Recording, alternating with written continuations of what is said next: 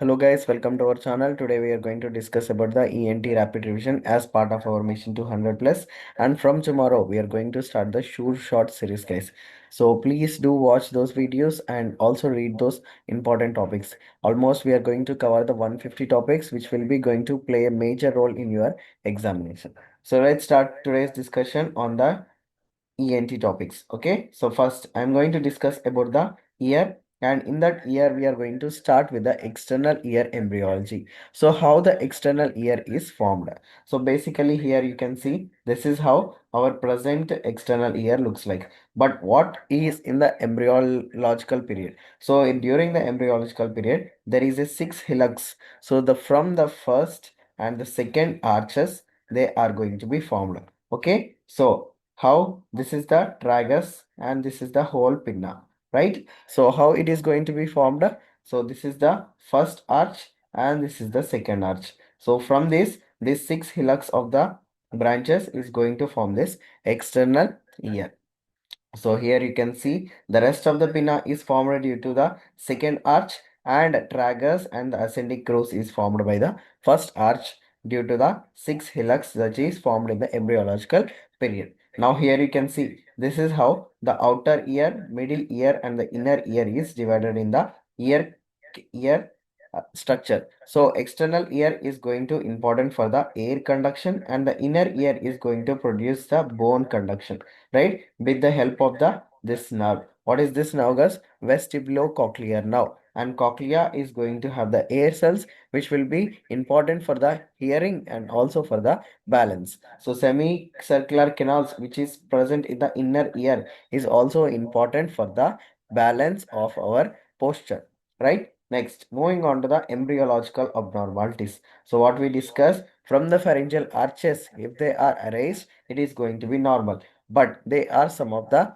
embryological abnormalities such as pre-auricular sinus. This is the picture of the pre-auricular sinus. If it is left untreated, most of the times it is a asymptomatic, but if it is going to cause the infection, abscesses, fistula, sinus formation, then it is have to be treated accordingly. Next, tags. You may see tags. These kind of tags will be present in the patients. And anosha, completely absence of the ear. This ear, external ear is absent. So then microtia, it's like only the minimal of this present. So these kind of the abnormalities will be seen. And there is a question, if there is a anosha, what could be the cause of the hearing loss? So if there is a anosha, it is mostly conductive hearing loss. Okay, next question, otomycosis. So in the otomycosis, this is due to mycosis means mycology as per Gilles Niger. So this is how otomycosis will be looking like. This sign is known as a wet newspaper sign. This is known as a wet newspaper sign. Next, other than that, candida can be also most common to cause. What is the management? Oral toilet and local antifungal ear drops. So that means you have to clean entire ear and then you have to prescribe the ear drops. Next, moving on to the middle ear. Middle ear, you have the first question, that is what is the most common cause for the CSOM? So the most common cause for the CSOM is the strep pneumoniae. Okay, this is due to strep pneumoniae. Next, what is the different complications? So sometimes it can be safe CSOM. That means it is going to involve only the external tube and the tympanic, that is known as CSOM, and it is characterized by the permanent central perforation. So where you are going to have this tympanic membrane, right? So here, so this tympanic membrane is going to have the permanent perforation, that is known as a safe CSOM. Then what is the unsafe CSCM? This is going to involve the inner ear, but if it is involve the inner ear, it is going to cause the not just the perforation, it can cause the labyrinthitis. So whatever the structures that is present in the inner ear is going to be involved, and from the inner ear we are going to have the connection to the brain. So mastoiditis, petrositis or the facial nerve palsy will be seen in this patient. Next, coming to the traumatic perforation of the tympanic membrane. So when there is a sudden increase in the pressure, okay, which is known as a barotrauma. If there is a barotrauma, there is a perforation of the tympanic membrane. What can we do? So we have to left untreated. Over the time, the edema and the perforation will be settled. So if there is a more than 5 mm, then we have to treat. Next, healed perforation of the tympanic membrane. It heals only two layers. One is the fibrous layer, which is missing, and only the other two layers will be healed from the tympanic membrane, which is perforated. Next, bullous myringitis. What is this bullous myringitis, guys? The tympanic membrane inflammation. Okay, so the tympanic membrane inflammation is known as a bullous myringitis. Next, cholesteatoma. What is meant by the cholesteatoma? The ectopic presence of the skin in the middle ear cleft. So the ectopic perforation which is caused in the tympanic membrane is going to form this cholesteatoma. Okay. Next, what is the most common site? Attic epitymphanum. Okay, if this is a tympanic, this is going to be the epi, and here the most common location. This is the hypo. Okay, this is the middle, and the most common site will be this epic is the most common site, and hearing loss mostly conductive. Next, coming to the inner ear, the most common disease, just like a migraine disease. Okay, M for migraine, or M for migraine, M for Meniere's. So what happens in the Meniere's disease most commonly affect the females. Okay, and the pain is going to last for the 24 hours. And how it is how the pain is caused here, basically this is due to endolymph that is produced inside the inner ear, which is increased in amounts, which is leading to the dilatation. Okay, so again come back here. So Meniere's disease is nothing but we have the fluid inside the ear, right? So if that fluid is increased, it is going to cause the pressure, and that pressure is going to lead to the dilatation. Once it is dilatation, the patient will be experiencing of the vertigo, and also patient will be experiencing of the tinnitus. So these kind of the formation is seen in the Meniere's disease patients. Next, benign paroxysmal positional vertigo. This is the most common cause of the vertigo, guys, and this is known as a positional vertigo. Why it is telling as a positional vertigo? Because when you are going to perform the patient as the, here you can see this is the diagnostic test. Okay, this is the diagnostic test known as a Higgs-Hall-Pike maneuver. On the Higgs-Hall-Pike maneuver, when you do this maneuver, first patient is sitting and you are going to tilt the head, and immediately when you position the patient body into the supine position, the patient is going to trigger with the vertigo. So that is known as a positional vertigo. And how can you treat? Your treatment is going to be another maneuver. Okay, that is known as a Apley maneuver. Here going to see these many 5 positions you have to change, so that the semicircular canals where there will be a small ossicles that will be misplaced is going to come back. That is known as a benign paroxysmal positional vertigo. Okay, so this is for the test and this is for the treatment. A please is for the treatment.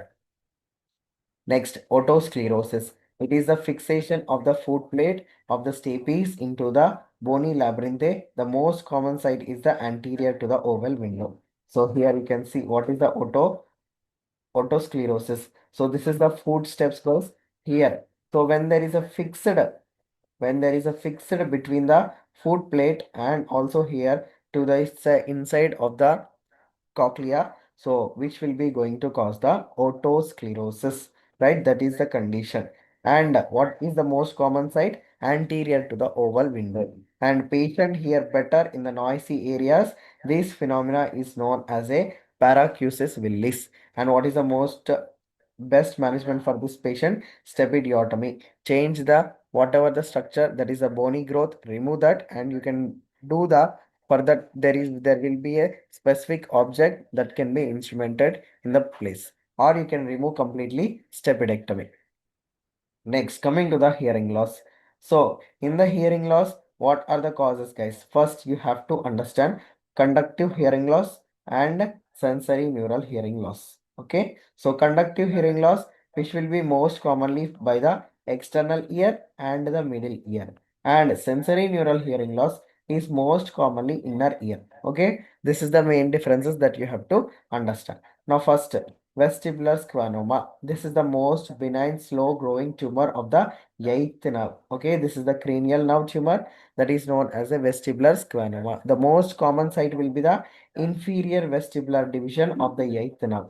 And best investigation, gadolinium enhanced MRI scan. And treatment is the surgery. And most commonly, this is seen in the more than 50 years of the patient or the patients, those who are suffering from the neurofibromatous type 1. Okay.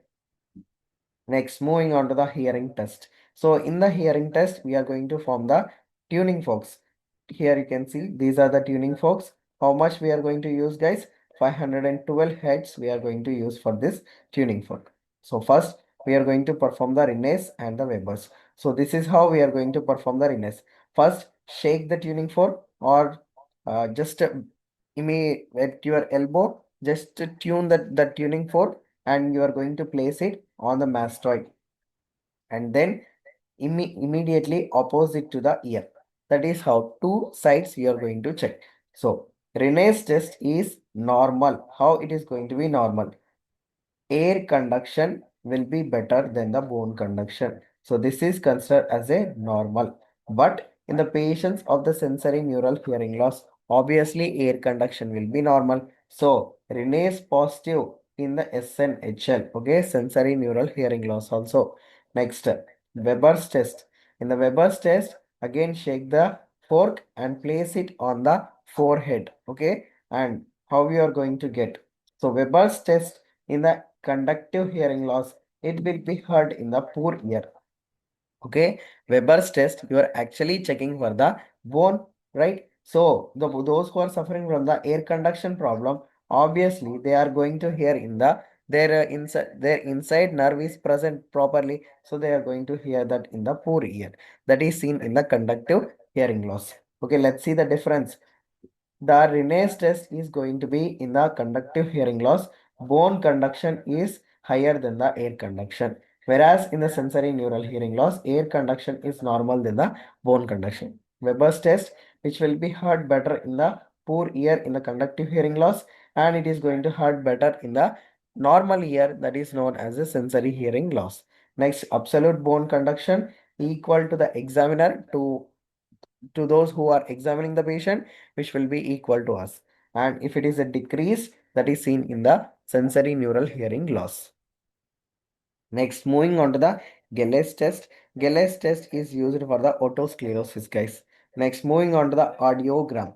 In the audiogram also, we are going to check the patient hearing just by using the audiogram machine. On the audiogram machine, we are going to use the graph where you are going to plot the conductive hearing loss and the sensory neural hearing loss. So, uh, uh, when you are plotting this graph of the audiogram, if the patient is suffering from the conductive hearing loss, how it is going to be see, air conduction will be poor, but the bone conduction will be normal. So if there is a differences, how it is going to look like, there will be a gap. Okay, for example, here you have plotted and here it is normal.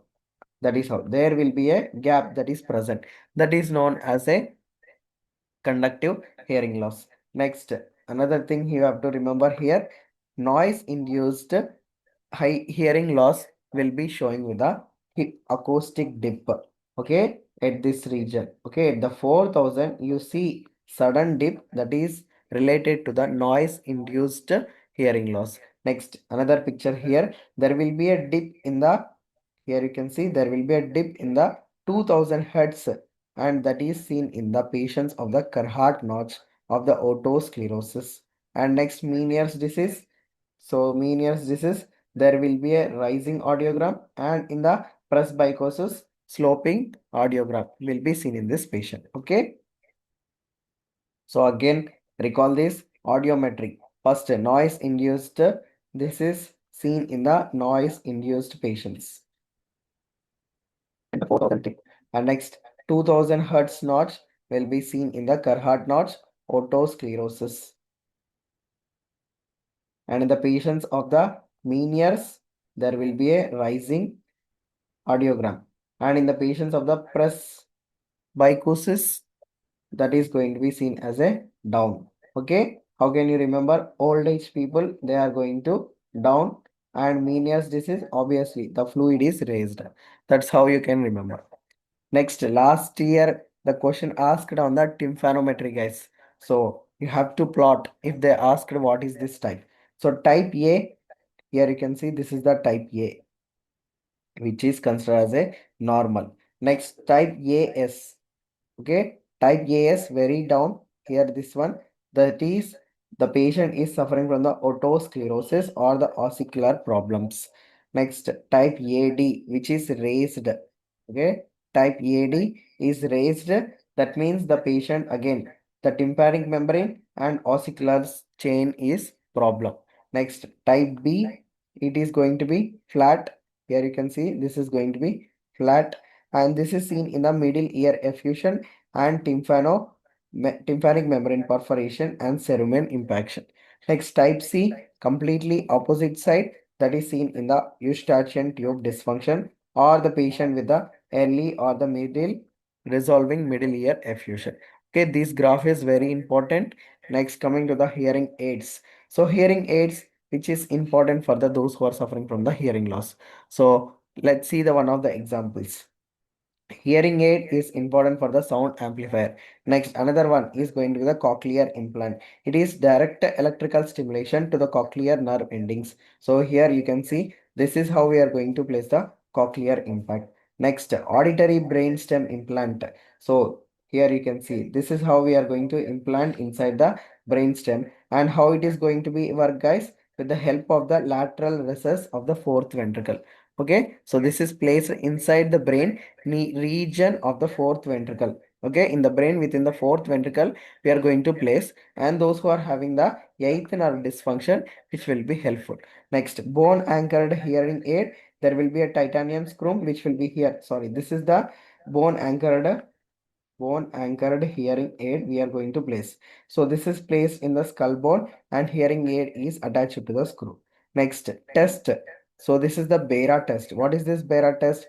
Which will be done in the children. Okay, what this Bera is going to do? So there will be a waves that is passing here in the machine. We are going to see the waves passing, and the fifth wave in that is going to produced by the lateral lemniscus. That is one you have to remember. Don't have to be all the auditory pathway, but wave 5 is going to be for the lateral lemniscus. It records the electrical activity of the auditory pathway. Next, autoacoustic emissions, which will be, that means echoes seen in the birth. Okay, by birth we are going to see this, and this is going to records the echoes outer hair cells to the cochlea, right? This is seen in the especially newborn hearing.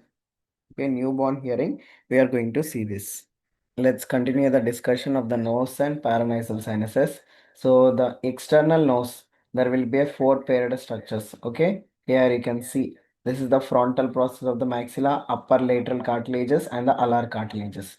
And there you can see and lateral cartilages, and this is the nasal bone. And remember that nasal bone is the most common to get fracture in the trauma, right? This is the septal cartilage that is going to divide the two orifices of the nose. And next, little's area that will be presented, which is the most common cause for the patients to have the epitaxis. And where it is present, guys, here you can see this is the anterior septum, right? So anterior inferior, this is the anterior inferior region. Here it is going to be presented, and if it is get injured, it is going to cause the epitaxis. Okay, and what we can do for this patient, we can go for the chemical cauterization with the help of the AgNO3, right? If it is not done, then we can go for the ligation. Okay, the ligation process is different. We'll be explaining in the short topics. Okay. Next, nasal cavity, deviated nasal septum. Deviated nasal septum due to nasal blockage on the deviated side. And how it is going to appear, guys? The appearance is seen as a mulberry appearances. And this is seen in the most commonly those who are suffering from the patients, those who are suffering from the multiple causes. But most common cause is the trauma. Next, we have the polyps. So in the polyps, we have the two types. One is the anteroconal and other one is the ethmoidal. And what you have to understand, anteroconal is seen in the children, which is associated with the allergy. Okay, this is associated with the allergy. And next, here you can see the ethmoidal. Sorry guys, this is associated with the infections.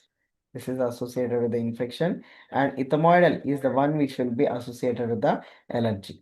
Okay, and ethmoidal is seen in the adult patients and bilateral. And here androconal only unilateral. And if you want to treat this antiroconal, that is why first surgery. And if you want to treat the ethmoidal, topical steroids and the nasal spray, because it is associated with the allergy condition.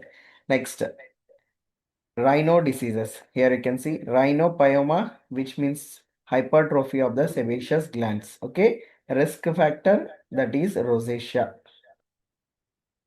Next, rhinoscleroma. This is due to chronic granulomatous infection, which will be caused by the Klebsiella rhinoscleromatis.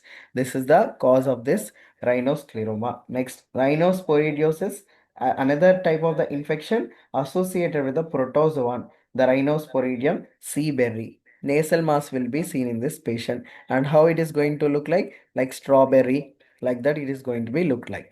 Next, allergic rhinitis is seen in the patients of the type 1 hypersensitivity reaction associated with the IgE levels and the eosinophils, and treated with the patients with the avoiding the allergy and also antihistamines. Next, rhinosinusitis. Most common cause will be viral and bacterial streptococcus pneumoniae. And pain with the movement is seen in the complication of the ethmoid sinuses, pain that is radiating to the occiput, that is sphenoid sinuses, and early morning headache is due to frontal sinusitis. Okay, and what is the treatment? Decongestant should be given for this patient. Next, complications of the sinusitis. Acute will be seen with the orbital complication, mostly inflammation will be seen, or osteomyelitis. Intracranial, whatever the intracranial lesions will be transmitting from the osteomyelitis. Okay, next, chronic will be mucocele or the pyocele. Next, coming to the pharynx diseases, most important, peritonsillar abscesses, which is also known as a quinsy. What is meant by the quinsy, guys? So there is a inflammation in the tonsillar region, and that will cause the collection of the inflammation turned out to be pus. Okay, that is what we have seen. And on the examination, the uvula is going to be deviated from the affected side. Okay, next, the chief complaint, the patient will be trismus. And what is the treatment? IND and the antibiotics for this patient. Next, foreign body. So this is how the foreign body will be looking like in the esophagia. But if it is stuck in the patients of the trachea, it is going to look like this. If it is esophageus, it is seen like this circle, that is esophagia and the anterior view. Okay, this is the anterior or the posterior view. The circle is seen, then it is esophageal foreign body. And same anterior posterior, if you see this as a single line, that is trachea. What is the treatment? Rigid bronchoscopy or the rigid endoscopy that we are going to remove. And what is the most common site? Circopharyngeal sphincter. Next, retropharyngeal abscesses. It is a very severe condition. So retropharyngeal abscesses, it can be life-threatening also, because it can compress the vertebral, and also it can compress the inside the nerve endings that will be present in between this space. So this patient will be having the inspiratory stride or hot potato voice, drooling of the saliva. Again, here also incision and drainage is the treatment. Next, moving on to the tonsillectomy. What are the indications, guys? Basically, indications are infectious peritonsillar abscess or recurrent chronic tonsillitis, obstructive sleep apnea, glossopharyngeal neuralgia. These patients, we are going to remove this. And complications, primary hemorrhage, which will be seen within the 24 hours, and reactionary, again, this is also within the 24 hours, and secondary more than 24 hours we are going to see. Primary is sometimes seen within the table. Okay, within the table also we are going to see. Next, adenoid hypertrophy gets hypertrophied due to allergy or the infection. Okay, this is due to adenoid hypertrophy, and these patients classically seen with the face is right. So they are going to see as a open mouth. Okay, open mouth, high arched palate, that will be seen in this patient. That is the adenoid hypertrophy. Next, nasopharyngeal carcinoma due to which virus, guys? Epstein-Barr virus. Okay, Epstein-Barr virus, site of origin, fossa of Rosenmuller. Okay, this is also asked a question. And the patient will be symptoms which will be Strotter style. And other than that, the most common symptoms in this patient is a cervical lymph node, lymph adenopathy will be seen. Next, what is the best treatment? Chemo plus radiation. Both have to be given for this patient. Mostly old age people, so that's why palliative treatment like radiation and the chemotherapy should be given. Next, another carcinoma, juvenile nasopharyngeal angiofibroma, and this site is phenopalentine foramen and highly vascular tumor because these patients is seen with the juvenile, the name itself telling juvenile, that means young boys, patients with the young boys, and there will be highly epistaxis is seen. So that's why the biopsy is contraindicated for this patient. And on the contrast enhanced CT scan, you are going to see the Holman Miller sign. And surgery is the final treatment that we can be conducted for this patient. Next, moving on to the larynx. In the larynx, the most important topics here guys. First, acute epiglottitis and the croup. And acute epiglottitis is most commonly due to the Streptococcus pneumoniae, and croup is due to most commonly viral infection, para-influenza virus. But acute epiglottitis is very severe condition because it is going to be seen in the more than 3 years child only. Okay, and this croup is seen in the less than 3 years child. But acute epiglottitis is a very severe condition that the patient is going to sit in the tripod position just to get the sufficient breath. Okay, and what is the best treatment for this patient? Intubation, circothyroidotomy, or whatever the management we have to do immediately to secure the airway, because this epiglottitis is swelled this way. So this is going to compress and unable to get the proper air. So that is why this patient, also on the X-ray we are going to see this thumb sign that is seen in the epiglottitis. Next, here it is larynx that is inflamed, right? So you are going to see the stipple sign this way. Stipple sign is seen in this patient. And what is the treatment? Here, humidified oxygen and also steroids, and patient can be given the bronchodilators, right? Next, moving on to the laryngomalacia. This is the most common congenital anomaly of the larynx, and this is the omega shape you are going to see in the patients of the who is suffering from the laryngomalacia. And laryngomalacia cannot be treated immediately. It is a conservative treatment. Okay, by over the time, by the age of the patient with the 16 months, okay, patient of the 16 months, 6 months, or even immediately after the 2 to 3 months also it will be settled, unless or until the patient is having any particular issue with the breathing, then we have to proceed for the surgery, unless it is settled by its own only. Next, stridor will be increasing after suckling of the milk and with the crying, and it will be decreased on the prone position. That is specific feature of the laryngomalacia. Next, bronchial foreign body, sudden cough, breathlessness that is seen, and X-ray you are going to see the inflation, and rigid bronchoscopy is the treatment of the choice. Next, coming to the nodules and the polyps. So laryngeal nodules is associated with the Singer's nodule.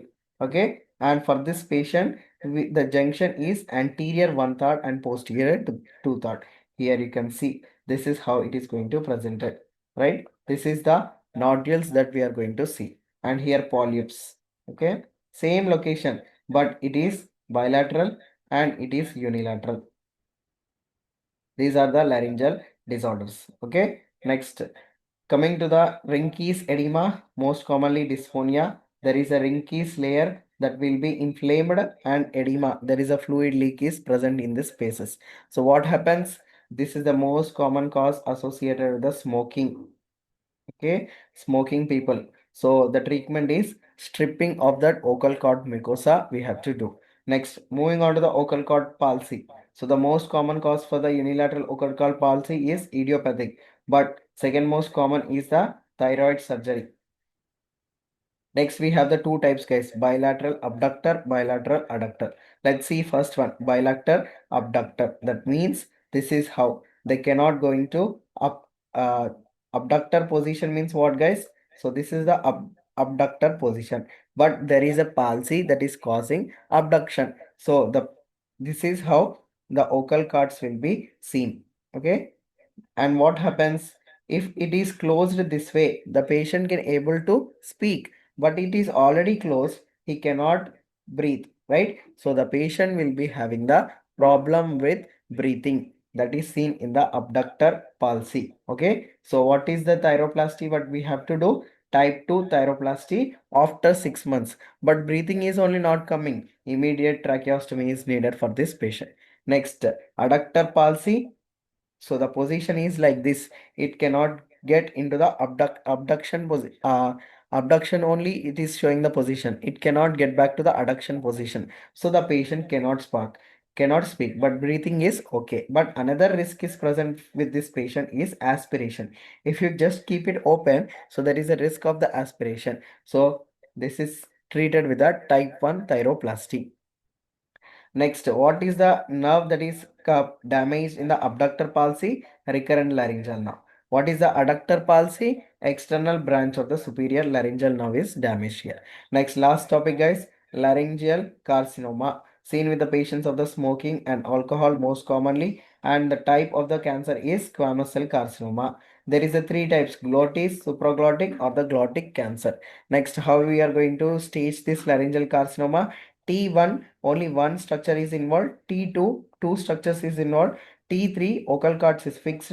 T4 the invasion of the thyroid cartilage of the surrounding structure. So T1 and T2 can be done by the laser surgery. T3 and T4 total laryngectomy followed by the radiotherapy. After laryngectomy, we can place the patient of the permanent tracheostomy, or you can also place this prosthesis. Okay, this prosthesis TEP view that can be also placed for this patient, right? This is the overview of the ENT. Please do read these topics and practice the MCQs, guys. Those who are new to this channel, please do subscribe and stay tuned for the upcoming sessions of the expected topic. 150 topics will be discussed from tomorrow. So until then, happy preparation. See you guys tomorrow.